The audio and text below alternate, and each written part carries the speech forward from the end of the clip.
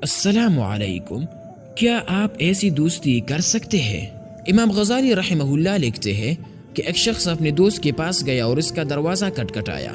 دوست نے پوچھا کہ کیسے آنا ہوا؟ اس نے کہا کہ مجھ پر 400 درہم قرض ہے۔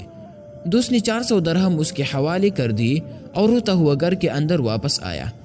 بیوی نے کہا کہ اگر ان درہموں سے تجھے اتنی محبت تھی تو دیے کیوں؟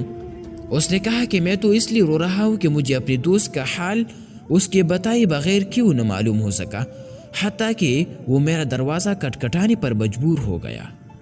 امام غزالی مزید لکھتے ہیں کہ دوستی کو نکاح کے تعلق کی طرح تصور کرنا چاہیے، کیونکہ اس میں بھی حقوق ہے۔ جو چیز ضرورت اور حاجت سے زائد ہو اسے بنا مانگے اپنے دوست کو دے دے۔ اگر اسے مانگنے اور کہنے کی نوبت آئی تو یہ دوستی کے درجے سے خارج ہے۔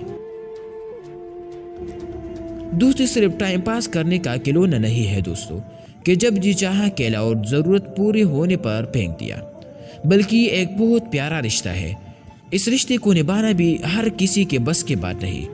دوست کی ضرورت کو محسوس کرنے کا نام دوستی ہے۔ اگر ہمارے پاس مال ہے اور دوست کو ضرورت ہے تو اس کے منہ کھولنے سے پہلے دے دینا کا نام دوستی ہے۔ اس زمانے میں ایسے دوست بہت کم ملتے ہیں جو اس رشتے کی اہمیت کو سمجھتے ہیں۔ شاید میں بھی ان میں سے نہیں۔